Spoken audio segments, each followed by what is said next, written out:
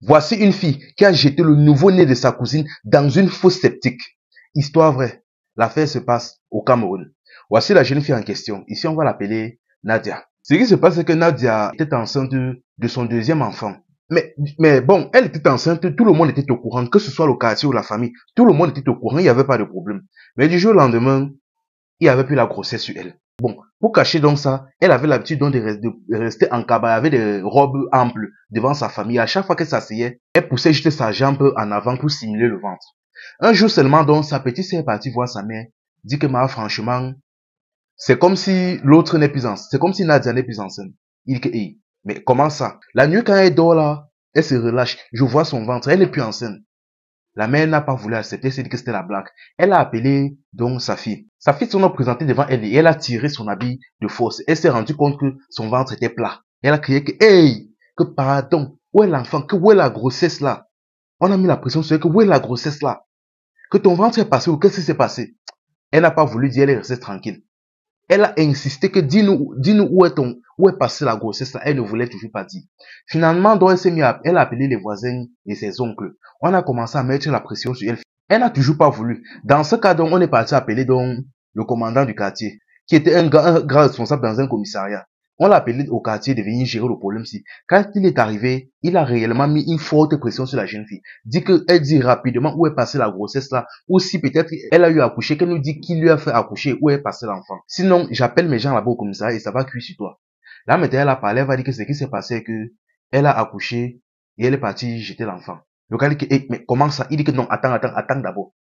Accoucher comment? Donc, tu veux dire que tu as accouché sur les personnes au courant? Elle dit oui, que elle est restée comme ça l'a pris et elle a accouché juste comme ça. Il dit que bon, et l'enfant est où? Elle dit qu'elle a jeté dans le WC. Elle dit que hey, elle dit que oui, que ce qui se passe, c'est que lorsqu'elle a accouché, elle a enroulé donc dans un sac, elle a enroulé dans un pagne, elle a cassé sa tête avec un caillou et elle a jeté dans les WC. Le commandant a mis ses deux mains sur sa tête, dit que hey, que bon, où est donc alors l'enfant là? Il dit que tu es capable de nous dire où tu as laissé l'enfant là? Il dit oui. Il dit que attends, je vais appeler mes gens là-bas au commissariat, je te repose pour la dernière fois. Tu es sûr que si on part là-bas comme tu veux nous amener là-bas, on va voir l'enfant? Si c'est la blague, dis sur place. Tu nous expliques simplement la vérité, on quitte ça. Elle a dit que j'ai dit la vérité. Il dit que ok. Il a donc appelé ces éléments au commissariat, ils se sont présentés.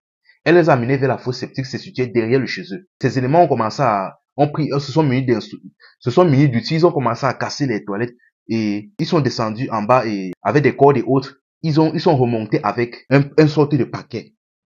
Quand on a regardé, on a vu le nouveau-né décédé, avec les asticots sur lui versés. Il était décédé là depuis 2 jours. Apparemment, elle avait commis l'acte il y a 2 jours. Là, maintenant, tout le monde là-bas s'est mis à crier. Bon, ce qui se passe donc maintenant est qu'on a pris, on a commencé à verser sur l'enfant pour retirer tous la vermine qui était sur lui. On a déversé et on a déposé l'enfant au sol. On a demandé à la femme de s'asseoir à côté. Au moins pour qu'elle ressente quelque chose, pour qu'elle voie. Mais chose bizarre que elle s'assoit à côté de l'enfant. Elle était relaxée comme s'il n'y avait rien. C'est-à-dire, c'est comme si ce qu'elle avait fait était normal. Comme si elle n'avait pas de problème. On dit que tu vois ce que tu as fait. Elle dit oui. On dit qu'on essaye fatigué de forcer, que peut-être elle pleure même, qu'elle reconnaît même le mal qu'elle a commis, mais rien. C'est comme s'il n'y avait rien sur elle. Finalement, donc, on l'a donc apporté, on l'a amené au commissariat. On l'a amené même, en fait, ça n'a pas tardé. On l'a directement amené en prison. Elle est restée là-bas. Mais quelques temps plus tard, après 2 mois, dans la prison où elle se situait là, les prisonniers ont commencé à se plaindre. Que elle est en train de faire du tapage là-bas, elle est en train de crier. Elles ont commencé à se plaindre au gardien que l'autre était en train de faire une scène. On est donc entré là-bas, on s'approche d'elle. Elle était en train de dire que, oh, que je suis où comme ça, je fais quoi ici? Où est mon enfant? Où est mon enfant? Oh, oh. En fait, c'est comme si elle était seulement revenue en elle. Revenue à elle. On l'a tirée de côté, on l'a menée dans une pièce. On a dit que qu'est-ce que tu racontes comme ça? Elle dit que mais qu'est-ce que je fais ici? Je fais quoi ici? Où est mon enfant? Où elle a commencé à mettre la pression. Finalement, on a appelé sa famille. On a expliqué mais tu as accouché l'enfant là seul et tu es parti le jeter dans les WC. Non, comment? Et tu es parti jeter dans les WC. Comment est-ce que tu peux encore lui demander où est l'enfant? Il dit que hey, comment ça? Que non, je ne peux jamais faire ça à mon enfant. Comment? J'ai même déjà une première fille là-bas. Je fais encore ça au deuxième enfant. Pourquoi? On dit que hey, tous les membres de la famille se regardent comme ça.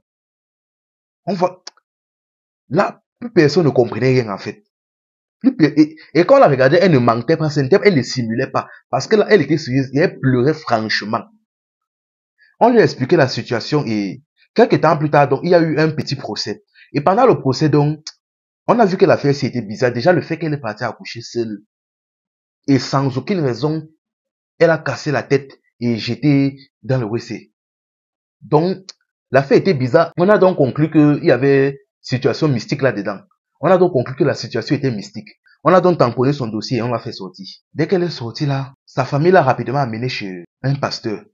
On a commencé à verser l'eau bénie, l'huile d'olive, on a commencé à prier sur elle. On a déversé l'huile d'onction sur elle. Prier, prier, prier, jusqu'à un moment donné, le pasteur a demandé à ce qu'elle parle. Maintenant, ce qui se passe, c'est que sa cousine, qui était au village, je dis bien sa cousine qui était au village, a d'une certaine manière pris possession d'elle.